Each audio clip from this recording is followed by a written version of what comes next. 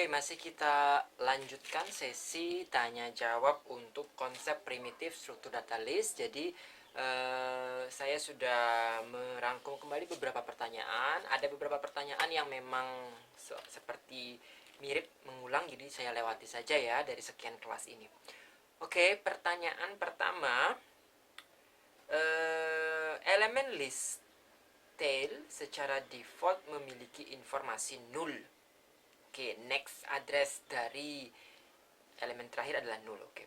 Apakah bisa informasi address tersebut diisi dengan address yang menunjuk ke elemen list first? Karena kita sering temui adanya pengurutan. Oke. Jadi intinya pertanyaannya adalah apakah bisa next address pada elemen terakhir dari list itu tidak diberikan null, tetapi diisikan ke alamat yang pertama. Ya, jadi ini gambarnya. Oke, ini first seperti biasa struktur logik dari list. Kemudian ini akan berpindah ke elemen selanjutnya. Ini akan berpindah ke elemen selanjutnya. Nah, ini elemen yang terakhir ini biasanya terisi nil. Pertanyaan dari rekan Anda adalah, bisakah ini kita berikan alamat yang membawa kita ke elemen nomor 1? Jawabannya secara teknikal tentu bisa. Ya, kenapa? Karena ini adalah tipe data pointer to elemen list. Anda bisa mengisikan dengan apapun. Tetapi sekarang yang harus dipastikan adalah apa konsep di balik ini. Ya, ini adalah sebuah konsep yang dikenal dengan list circular. Jadi list yang berputar kembali ke depan. Nah, nanti kita akan bahas, ada gunanya nggak membuat list circular? Ada manfaatnya nggak? Tujuannya membuat list itu circular apa? Ya, terlepas dari manfaatnya seperti apa, secara teknikal jawabannya tentu bisa. Yang penting sekarang tujuannya jelas. Kenapa Anda harus membuat list circular? Jadi circular list seperti apa? Oke. Next question. Jika misalnya suatu elemen list yang memiliki alamat untuk menuju ke elemen list lainnya hilang, apakah dalam mengakses elemen lainnya itu akan error dalam pengertian tidak bisa gitu ya. Ya tentu, karena kita kalau kehilangan alamat atas sebuah elemen list, tidak ada yang menyimpannya, tidak ada kawan kiri kanannya, elemen list lain yang bisa membawa kita berpindah ke elemen list tersebut. Karena alamatnya hilang, maka kita akan kehilangan elemen list. Kita tidak bisa mengaksesnya, ya, karena tidak ada pointer yang membawa kita ke alamat ke elemen list tersebut. Oke, pertanyaan selanjutnya. Dalam elemen list terdapat info dan next atau pointer to elemen list untuk dapat diarahkan menuju ke address berikutnya yang merupakan elemen list. Benar sekali. Bagaimana jika kita ingin mengakses kembali elemen list yang sudah diakses sebelumnya? Apakah ada perintah khusus untuk dapat mengaksesnya? Bagus sekali pertanyaannya ya. Biasanya yang bisa kita lakukan adalah, ini saya hapus dulu ya yang circular ya, kita kembali ke link list biasa. Jadi kalau yang biasa strukturnya, maka elemen terakhir mengandung next address nil, tidak ada lanjutannya. Nah, kita biasa menggunakan istilah next untuk menyatakan bahwa jika kita sudah sampai di elemen ini, kita bisa berpindah ke elemen selanjutnya. Kita bisa berpindah ke elemen selanjutnya. Nah, pertanyaan temannya, kalau kita sudah berada di sini, bisakah kita kembali ke sini? Bisakah kita kembali ke sini? Nah, kalau strukturnya seperti ini, sekali Anda memindahkan pointer dari sini pindah ke sini, tanpa menyimpan dengan variabel pointer lain yang sebelumnya, maka Anda tidak bisa kembali ke sini lagi. Jadi kita nggak pernah bisa kembali ke sini ya. Nanti di algoritmanya, jika memang algoritma itu membutuhkan untuk mengakses previous address, jadi bukan next address loh ya, previous address, maka Anda harus melakukan penulisan algoritma yang memungkinkan untuk itu. Jadi sebelum berpindah ke sini, tolong simpan previous address yang sebelumnya. Itu solusi pertama. Solusi pertama adanya di algoritma. Ingat ya, algoritma memungkinkan untuk kita tetap mengingat siapa yang sebelumnya walaupun kita sudah berpindah ke next address-nya. Jadi siapkan sebuah variabel pointer, misalkan previous address. Jadi bukan next saja, tapi previous juga ada. Nah, solusi yang kedua, solusi secara struktur data. Jika Anda ingin selalu tetap bisa berpindah ke next address dan ke previous address, Kenapa tidak? Kita bisa membuat struktur elemen list yang memiliki dua informasi pointer. Seperti yang di part 2 saya jelaskan untuk matriks. Ini juga bisa. Jadi gimana? Kita akan membuat sebuah primitif yang baru. Isinya satu info, dua address. Ya, jadi ini. Ini info, address, dan address. First, tetap di sini. Ke elemen nomor 1. Yang kita bisa punya biasanya adalah next address kan? Next address kan? Untuk berpindah ke elemen selanjutnya. Tetapi kalau Anda ingin selalu mudah mengakses siapa previous dari elemen list tertentu, maka kita punya previous address yang membawa kita ke belakang. Previous address yang membawa kita ke belakang. Nah, lihat ini juga sebuah struktur data list yang sebuah elemen listnya terdiri dari satu info, dua pointer atau address. Pointer yang pertama digunakan untuk menuju ke next elemen list, sementara pointer satu lagi digunakan untuk kembali ke previous elemen list. Jadi, kalau Anda sudah di sini, mau maju ke depan gunakan next address, mau ke belakang gunakan previous address pointernya. Nah, ini adalah solusi secara struktur data. Ingat bahwa walaupun saya memberikan contoh elemen list itu hanya terdiri dari dua informasi, info dan next, itu hanya primitif yang paling dasar seperti itu. Kita bisa memodifikasinya, menambahkan pointer, menambahkan info, tetapi harus diberikan penjelasan fungsionalitas dari pointer itu apa. Bahkan infonya juga ada. Ini info menyimpan apa, informasi apa. Pointer menyimpan penunjuk alamat menuju kemana, menuju ke bentuk apa, ya. Jadi yang jelas harus memiliki fungsionalitas, maka Anda bisa mendesain elemen list yang berbeda dari yang primitif itu. Jadi Anda bisa melakukan previous address seperti itu. Oke, pertanyaan selanjutnya ini. Jika misalnya terdapat data yang sangat banyak, bahkan ribuan, apakah dengan primitif struktur data list pencarian data yang diinginkan menjadi lebih cepat? Atau ada cara struktur data lain yang lebih efisien? Nah, ini masalah algoritma ya. Untuk mencari sesuatu, itu skemanya tetap dua. Skema traversal, skema boolean. Baik itu di array maupun di struktur data list. Ya. Jadi tergantung. Cepat tidaknya adalah tergantung bagaimana kompleksitas algoritma yang nanti kita tuliskan untuk skema searching dengan boolean maupun skema dengan traversal.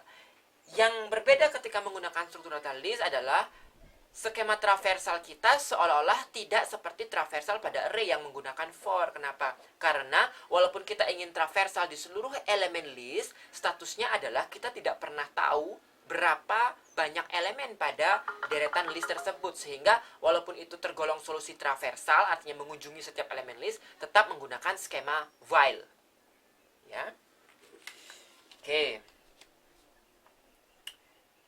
Next question. Apakah first address atau address khusus tersebut bisa diubah? Bisa.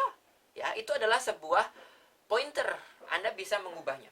Maksud diubah di sini itu yang menjadi first bukan data pertama, tapi kita ubah jadi data kedua, data yang berikutnya.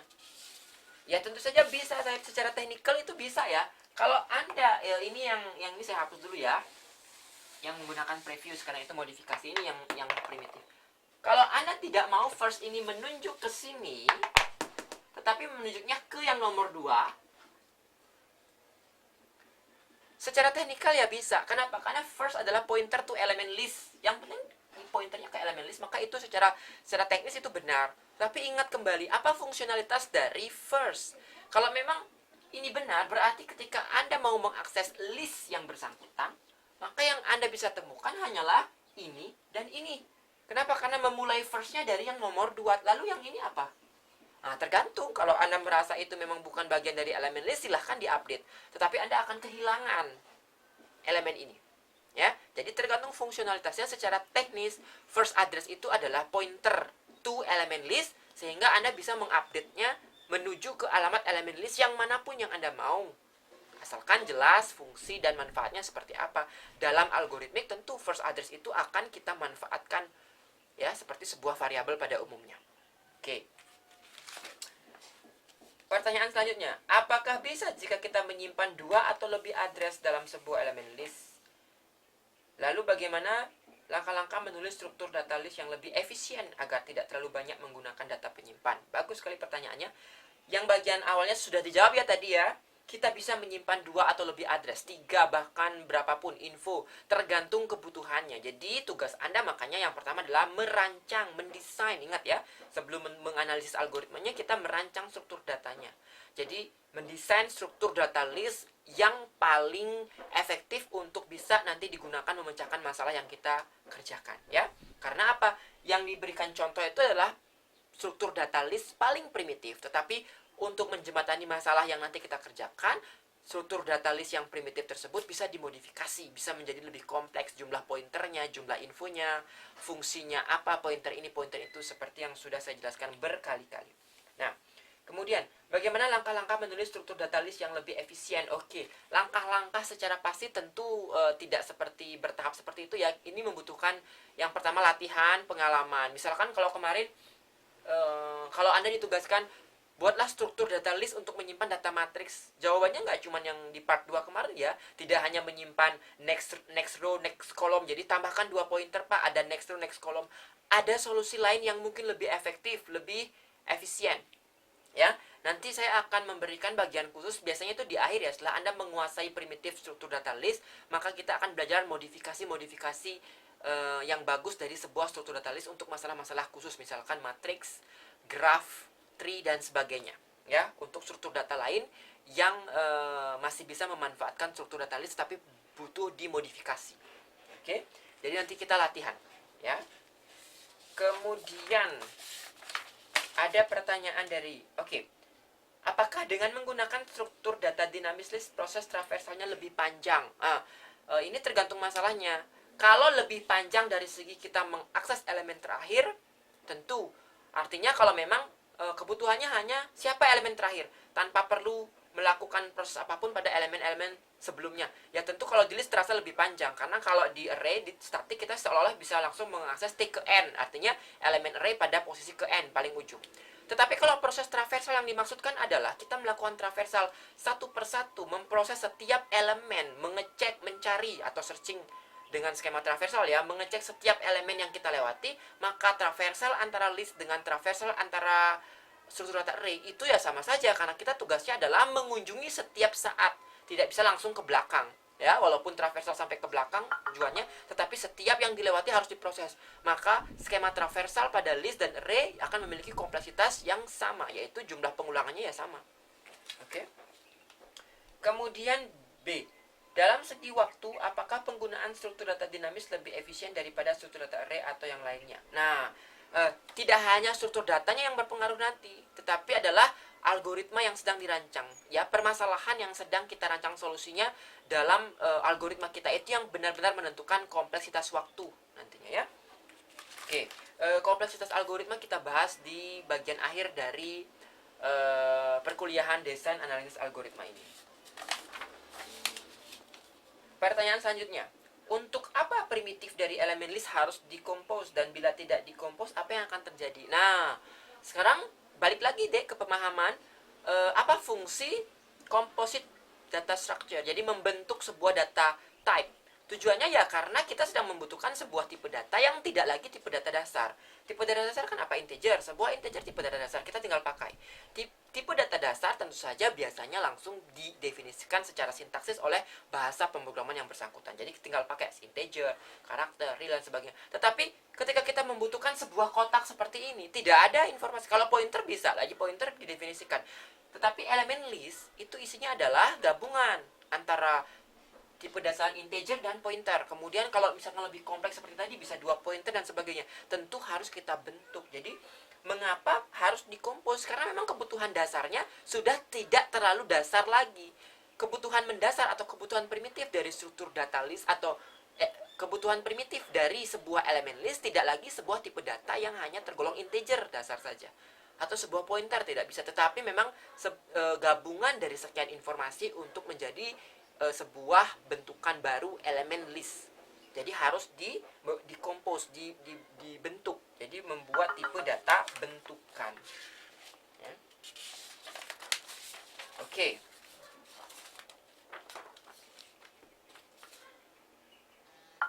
Ya, Yang lainnya, banyak sekali yang bertanya tentang bagaimana solusi kita ketika sistem operasi tidak memberikan kita alokasi. Ya, tentu kita tidak bisa menyimpan sesuatu. Kita tidak bisa menyimpan sesuatu karena itu adalah rajanya, yaitu manajer. Sistem operasi adalah manajer dari penggunaan sumber daya di sistem komputer, dan memori adalah salah satu sumber daya yang sangat mahal, terbatas, sehingga kalau kita tidak diberikan izin untuk menggunakan memori, ya kita tidak bisa melakukan apapun. Artinya memang saat itu memori sedang tidak tersedia, tidak diberi izin, atau proses kita tidak dianggap priority untuk bisa dilanjutkan ke tahap yang selanjutnya. Oke. Nah, itu beberapa pertanyaan yang sudah saya usahakan dipilih-pilih ya, karena ada beberapa mirip walaupun beda-beda kalimat dari primitif struktur data list. Adik-adik sudah mulai memiliki gambaran sekarang bahwa beberapa pertanyaan yang kita bahas itu sudah mengarah pada solusi algoritmiknya nanti. Jadi, bagaimana sih caranya melakukan ini pada struktur data list? Bagaimana kita memodifikasi, bagaimana kita menambah, mengurangi, mencari, dan sebagainya. Nah, untuk itu kita akan mulai berpindah ke materi selanjutnya tentang algoritma-algoritma pada struktur data list di video pembelajaran selanjutnya. Terima kasih.